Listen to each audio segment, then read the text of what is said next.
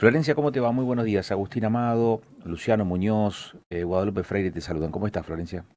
Buenos días, ¿cómo les va? Muchas Bien. gracias por el llamado. No, por favor, nosotros siempre preocupados por el tema educativo y por cómo se naturaliza la discontinuidad, ¿no? O sea que un dato singular de la realidad aquí en esta región, en esta provincia, la provincia de Neuquén, es que muy pocas semanas en el año se han tenido 5 días continuos de clases en todas las escuelas.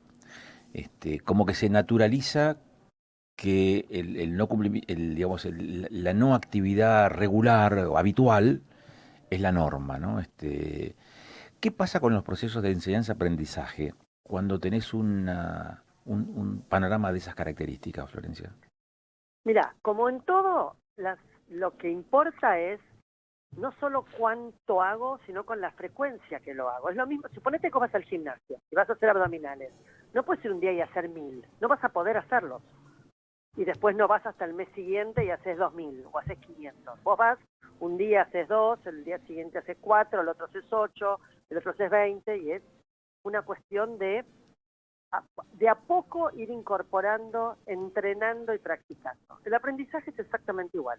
El aprendizaje es un proceso que requiere de un otro, por eso hablamos de enseñanza y aprendizaje, y que requiere varias cosas que tienen que ver con graduar la dificultad, es decir, primero lo más simple, después un poco más complejo, pero ese un poco más complejo viene cuando ya aprendí el más simple, no todo junto. Porque solo el maestro sabe cuál es lo más complejo y cuál es lo más simple. Para el estudiante todo es nuevo. Ujú. Entonces, lo que importa es que haya alguien que me gradúe la información, es decir, que me gradúe lo que me va a enseñar, gradúe en el sentido de que sea gradual, y que además me lo explique, me haga practicar y me corrija. Entonces, cuando yo no voy al colegio porque falto, o porque la escuela está cerrada, o por lo que fuera, esto se quiebra. Y cuando se quiebra esto, el proceso de aprendizaje se parte al medio.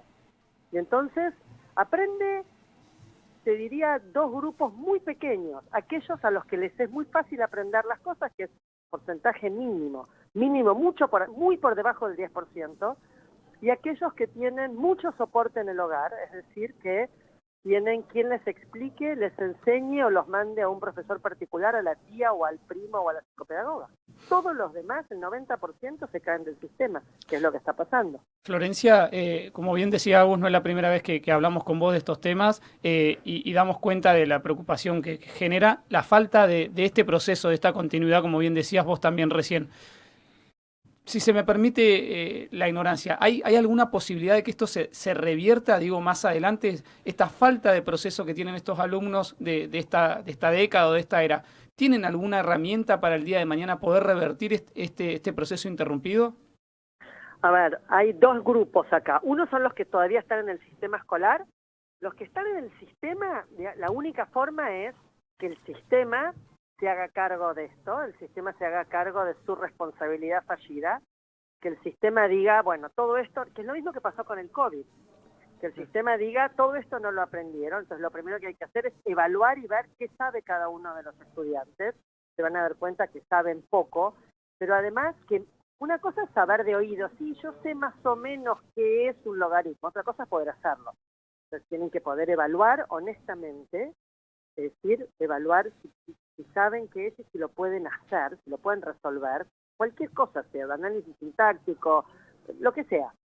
Y después volver sobre todos los contenidos que se perdieron. Porque yo no puedo aprender logaritmos si no sé sumar y restar, no puedo dividir si no sé sumar, restar y multiplicar. Entonces hay una secuencia. Esta es una, para los que están en el sistema, requiere honestización, evaluación, una planificación de todo lo que no se aprendió y volver sobre eso, no importa en qué nivel estén los estudiantes. Vos me preguntás si esto va a suceder, yo creo que no va a suceder, que es demasiado complejo, hay que hacerse responsable de cosas que nadie se quiere hacer responsable, que es que el sistema falló, no va a pasar, pero es lo que debería hacer. Para los que ya salieron del sistema, es muy compleja la situación, es decir, los que ya terminaron la escolaridad en estas condiciones, es muy difícil porque no te lo vuelve a enseñar nadie. Entonces, el que quiera estudiar un un dominio, por ejemplo, de ciencias exactas, tendrá que suplir todo lo que no le enseñó el sistema educativo. Y esto en general sucede en los cursos de ingreso, si tienen que hacer cursos de ingreso, por ejemplo, al IPA, acá en Buenos Aires, ¿no? O si quieren ir a a la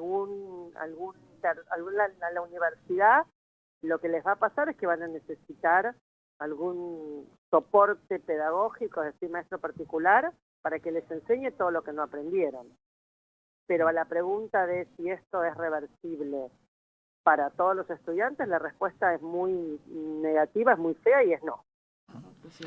Esto también se ve mucho, como comentaba Florencia, al ingreso de la universidad, sobre todo en los primeros años, de que no muchos ingresan y directamente pierden ese año haciendo como solo de la investigación solo y aprendiendo solo o con un maestro particular y después recién al segundo año ingresan. O el caso de otros chicos que empiezan ya desde tercer año a prepararse porque saben que no van a llegar sino con la facultad. Exacto. Hace muchos años me refiero, menos de 10 años, un muy amigo que fue rector de una universidad privada muy importante acá de Ciudad de Buenos Aires, me comentaba que ellos tenían una estadística muy impresionante que decía que a la mayoría de los estudiantes, salvo los que venían de escuelas de alta gama o con mucha preparación en matemática y todo, que digamos, me nombró en aquel momento 5 o 6 escuelas, para todos los demás estudiantes que ingresaban a la universidad, esta es universidad privada, para todos los demás estudiantes que ingresaban a la universidad, les costaba unos 3 años adecuarse al ritmo de estudio, a la exigencia y a los contenidos, si es que no se caían antes. ¿Qué es eso que vos decís? La secundaria, digamos, el gran problema que tenemos es que el sistema educativo primario no prepara para secundaria no prepara para la vida y menos para la universidad. Vos sabés que cuando se da la discontinuidad, sobre todo cuando vos tenés discontinuidad por plan de lucha de paro, ese tipo de cosas, ¿no? Desde las entidades gremiales se suele decir, bueno, pero ¿cómo recuperamos este tiempo perdido? Y se menciona, hay una frase que se utiliza que es la readecuación de los contenidos curriculares. ¿Eso es una falacia? Se ríe Florencia. Yo me río porque eso es como decir, bueno, está bien, la readecuación es recortar. Vos no podés. A ver, el tema de la discontinuidad es, básicamente, traduzcámoslo a bien concreto, mucho menos días de clase. Eso es discontinuidad. En vez de 189 o lo que fuera, mucho menos. Entonces, si vos tenés un currículum, vamos a poner cualquier número, que tenga 100 unidades, vos para 180 días de clase los distribuís de cierta forma. Si vos tenés 90 días de clase, los tenés que distribuir de otra forma, pero la misma cantidad de horas de colegio, con lo cual no te alcanza el tiempo físico para 100 contenidos. Entonces, ¿qué haces? Los recortás. ¿Y quién los recorta? El docente. ¿Y cómo los recorta? Y de acuerdo a lo que le parece. ¿Y qué es lo que le parece? No sabemos.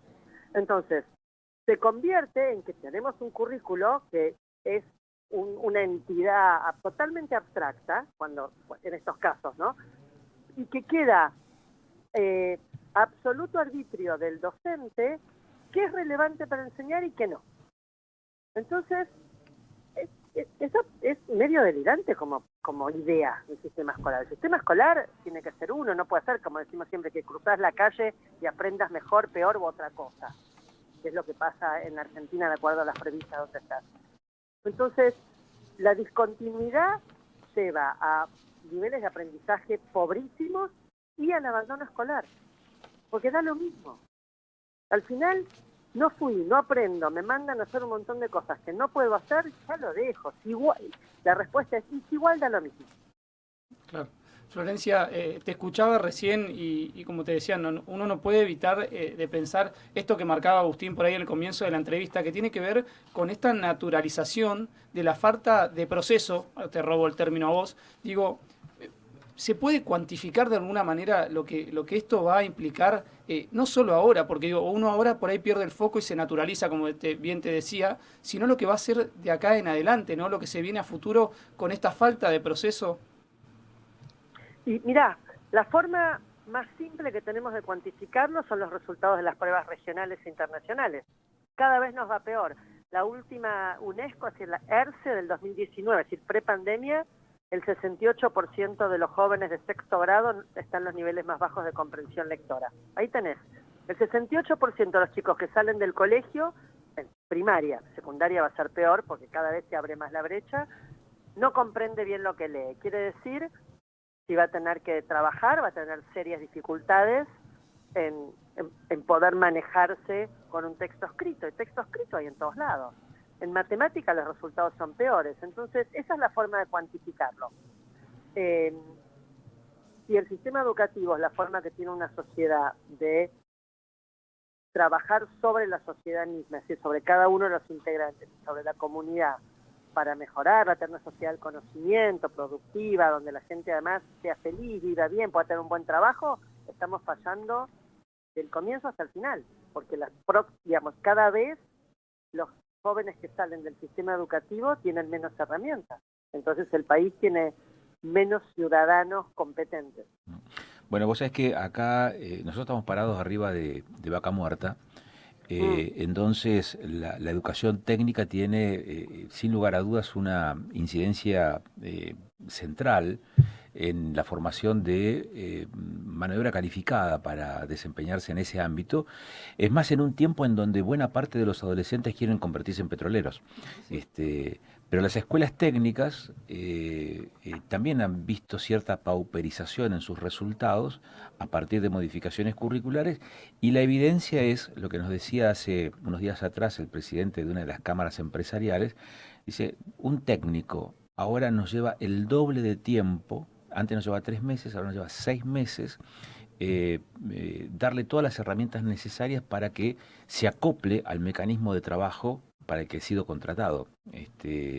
Y aún cuando ya vienen con formación específica, digamos, no es un bachiller, digamos, es un técnico egresado de una de las escuelas técnicas de la provincia, y antes te demandaba 3 meses y hoy te demanda 6 meses digamos, esa incorporación plena a ese mundo del trabajo. Otra de las formas también de mensurar esta pauperización o estos peores resultados en materia educativa.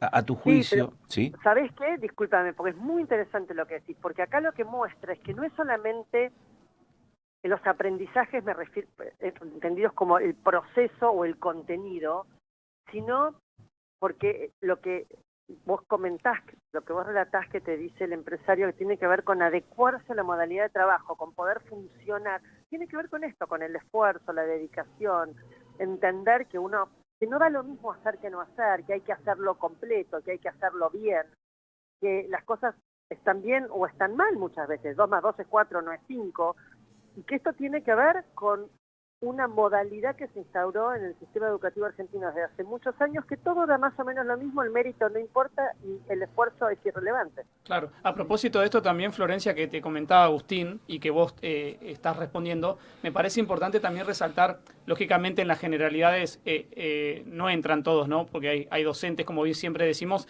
que tienen muchísima pasión por enseñar, disfrutan de ello y se esfuerzan por ello, pero digo, también hay una falla a veces o una falencia desde la intención, ¿no?, del docente en generar los contenidos, en apasionar al alumnado. Digo, ese es un punto importante también a ver en todo esto, ¿no? Por supuesto, en esta idea de que la inclusión tiene que ver con que todos aprendan, no que estén todos sentados en la escuela. Claro. Entonces, el docente, por supuesto que hay excepciones de todo en todos lados, pero el sistema educativo tiene que funcionar para todos, no puede funcionar con excepciones. Entonces, es muy importante esto de que lo importante es que todos aprendan y no hay que bajar la vara porque a uno le cuesta. A ese que le cuesta hay que acercarse y enseñárselo de vuelta y practicar más porque todos pueden aprender. Esta es la base. Claro, hay que integrar. Exacto, pero integrar en el aprendizaje, integrar en la idea de que por supuesto hay alguno que le cuesta un poco más y otro que aprende más, pero yo tengo formas para enseñar, para que todos aprendan, pero necesito que estén en la escuela y que esté el docente. Si no están en la escuela y no está el docente, no aprenden. Uh-huh. Tu mirada ya más abstracta, en todo caso, o de mediano y largo plazo, ¿por dónde pasa la decisión o la responsabilidad de revertir este escenario no tan promisorio que hoy tenemos en el terreno educativo, pasa por un consenso entre todos los sectores vinculados a la educación, pasa por una decisión firme de quien tiene el poder de definir la política educativa de una provincia o de un país. ¿Por dónde pasa? Buena pregunta. Yo creo que es un poco de todo, porque que los chicos falten a la escuela, ahí es responsabilidad familiar, parental en enorme cantidad, sobre todo los chicos más chicos. Los chicos más grandes por ahí faltan sin permiso a los padres. Entonces, yo creo que hay un punto que me parece que está sucediendo y que la educación es un tema de conversación cotidiana en estos momentos, y eso me parece que pone el tema como en el tintero, digamos. Ese es un punto. Me parece que sí se necesitan decisiones institucionales de que no da lo mismo ir o no ir, y que si vos faltás te quedás libre, y que uno tiene que aprobar las pruebas, digamos. En ese sentido, eso es institucional. El sistema educativo tiene que volver a entender o volver a transmitir que no da lo mismo estudiar o no estudiar, no da lo mismo ir o no ir, y que sobre todo los actos tienen consecuencias en cualquier instancia de la vida y en la escuela también. Además, entonces, si esto funciona, también los chicos van al colegio, porque si no van se quedan libres, o si no van no aprueban. Hoy por hoy no pasa esto. Entonces, yo creo que se necesitan reglas muy claras, que no dé lo mismo. De vuelta, esta cosa de que todo es lo mismo, el mérito no importa y el esfuerzo no importa, no nos lleva a ningún buen puerto. Entonces me parece que esto es institucional, y que esto de a poco va a mover también cuestiones familiares que digan a la escuela hay que ir. Y esto tiene que ver supongo que con campañas de concientización, pero que de vuelta, yo sí creo en el rol del Estado, en este caso de los sistemas del Estado educativo, en promover cambios que permitan mejorar el sistema educativo. El sistema educativo tiene que hacerse responsable de esos resultados. Gracias, Florencia. Un placer. Igualmente. Florencia Salva es especialista en alfabetización y charlamos con ella a propósito de que, bueno, continúan los paros en la provincia de Neuquén.